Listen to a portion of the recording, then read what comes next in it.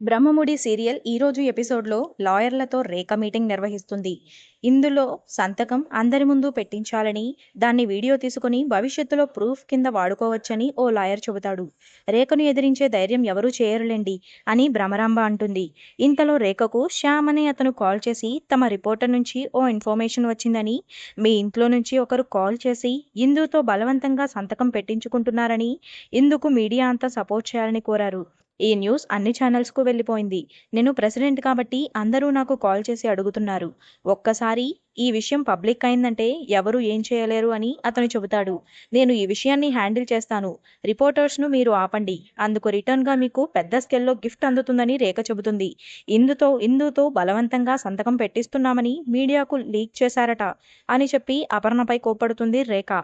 మరోవైపు ఇంత సమస్య పెట్టుకొని ప్రశాంతంగా ఎలా ఉన్నావని, రాత్రి అమ్మ గురించి తెలుసుకొని మారుతావని అనుకున్నానే, కానీ నువ్వు ఇలాగే ఉన్నావని ఇందుపై కోపడుతుంది అపర్ణ. ఇంతలో వచ్చిన రేఖ, అందుకేనా గొడుపుటాని చేస్తున్నారా? నువ్వు మీ నానమ్మ కలిసి నా మీద మీడియాకు కంప్లైంట్ చేస్తారా? నన్ను మోసం చేస్తున్నారా? సంతకం పెట్టుకుంటే నీ ముసలి తాత నానమ్మను ఏం చేస్తానో మర్చిపోయావా అని రేఖ ఫైర్ అవుతుంది. ప్రమాణపూర్తిగా చెబుతున్నా, నేను ఏ మీడియాకు చెప్పలేదని ఇందు అంటుంది. ఇలా వెన్నుపోటు పడవడానికి సిగ్గులేదు అని భ్రమరాంబ అంటే అపర్ణ ఫైర్ అవుతుంది. ఇక మాటలు అనవసరం, ఈ ముసలోళ్లకు నరకం అంటే ఏంటో చూపిస్తే సరిపోతుందని భూషణ్ అంటాడు. ఏం చేస్తావు? మహా అయితే చంపేస్తావు, అంతే కదా. ఇప్పటి వరకు నా మనవరాలి కోసం ఆగాను, ఇక ఆగను. ఇప్పటి వరకు మీరు చేసిన పనులన్నీ బయటపెడతాను అని మొదటిసారి సుభాష్ చాలా కోపంగా వార్నింగ్ ఇస్తాడు. దాంతో రేఖ చప్పట్లు కొట్టి, బాగానే ట్రై చేశావు, మీడియా వాళ్ళు రావట్లేదు, నా మాటకు రెస్పెక్ట్ ఇచ్చి ఆగిపోయారు. మా ఇంట్లో నుంచి ఎవరు కాల్ చేయరు, చేసిన వాళ్ళు ప్రాణాలతో ఉండరని వాళ్లకు చెప్పారు అని రేఖ అంటుంది. ఈ రోజుతో మీ కథ ముగించగా తప్పదు అని రేఖ అంటే ఇందు అరుస్తుంది. వీళ్లను ప్రాణాలతో ఉంచాలంటే ఒక కారణం చెప్పమని రేఖ అంటే, నేను మిమ్మల్ని ఎదిరించలేదు కదా, మీకు సంతకం పెట్టడానికి నేను సిద్ధంగా ఉన్నాను, కానీ మా తాతయ్య నానమ్మ ప్రాణాలతో ఉంటేనే సంతకం పెడతాను అని ఇందు అంటుంది. సరే, ముందు సంతోషంగా బర్త్డే సెలబ్రేషన్స్ చేసుకో, ఆ తర్వాత అందరి ముందు సంతకం పెడదువు అని రేఖ అనేసి వెళ్ళిపోతుంది. మరోవైపు జ్యూస్ ఎవరితో అయినా ఇది తాగించాలి, పనిచేస్తుందో లేదో చెక్ చేయాలి. దానికి ఒక బకరా కావాలని బంటి అంటాడు. ఇంతలో శేషు వచ్చి ఓ జ్యూస్ అడుగుతాడు. బకరా దొరికాడని మత్తుమంది కలిపిన జ్యూస్ శేషుకు ఇస్తాడు బంటి. అది తాగి శేషు స్పృహ కోల్పోతాడు. శేషును ఒక మూలన పడుకోబెడతారు బంటి, బబ్లు. బర్త్డేకు వచ్చిన అతిథులందరికీ బంటి, బబ్లు జ్యూస్లు ఇస్తారు. తర్వాత బర్త్డే వేదికపైకి ఇందు అందరితో వస్తుంది.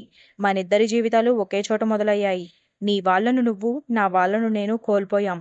ప్రేమతో నువ్వు, పగతో నేను మన జీవితాలు మొదలుపెట్టాం. ఇద్దరిదీ తపన గెలవాలని. రాబోయే 5 నిమిషాలు నీ భవిష్యత్తుని నిర్ణయిస్తాయి. ఇప్పుడు నువ్వు తప్పు చేస్తే ఆ పాపం నీ పెద్దవాళ్లకు చుట్టుకుంటుంది అని రేఖ అంటుంది. ఈ ఆట నీదైనా గెలుపు నాదే అవ్వాలని చెబుతుంది రేఖ. ఇందు కేక్ కట్ చేస్తుంది. అందరూ బర్త్డే విషెస్ చెబుతారు. మరోవైపు రాజ్ లక్కీ బ్లాస్ట్ చేసేందుకు ట్రై చేస్తుంటారు. ఇందు స్పీచ్ ఇస్తుంది. నానమ్మ అపర్ణ గురించి గొప్పగా చెబుతుంది. ఆ తర్వాత తనకు అండగా నిలబడింది, ముందుండి నడిపించింది రేఖ ఆంటీ అని. ఈ రోజుతో నా ఆస్తి పవర్ ఆఫ్ అటార్నీ నాకు రాబోతుంది, కానీ దానిపై నాకు ఆశ లేదు. అది రేఖ ఆంటీకే బాధ్యతలన్నీ అప్పగించాలనుకుంటున్నానని ఇందు అంటుంది. దాంతో రేఖ అందరూ సంతోషిస్తారు. ఇంత చిన్న వయసులోనే ఆ బాధ్యతలు చూసుకోవాలని లేదు. మా ఆస్తులన్నీ మా రేఖ ఆంటీ పేరు మీదకే మార్చాలని అనుకుంటున్నాను అని ఇందు చెబుతుంది. తర్వాత లాయర్ ఆస్తి పేపర్స్ తీసుకొస్తారు. ఇందుతో వేలిముద్రలు వేయిస్తుంటుంది రేఖ. ఇంతలో రాజ్ స్మోక్ బాంబ్ పేలుస్తాడు. ఆ స్మోక్ బాంబ్ కు అందరూ స్పృహ కోల్పోతారు. అంత గందరగోళం ఏర్పడుతుంది. అదే సమయంలో ఇందును కిడ్నాప్ చేస్తారు రాజ్, లక్కీ. రేఖ సంతకం ప్లాన్ ఫెయిల్ అవుతుంది. అనంతరం ఇందు కిడ్నాప్ అయిందని రేఖకు చెబుతుంది ఐశ్వర్య. పోలీసులు వచ్చి ఇన్వెస్టిగేషన్ చేస్తారు. ఇందును ఎవరో దగ్గరి వాళ్లే కిడ్నాప్ చేయించుంటారని పోలీస్ అంటాడు.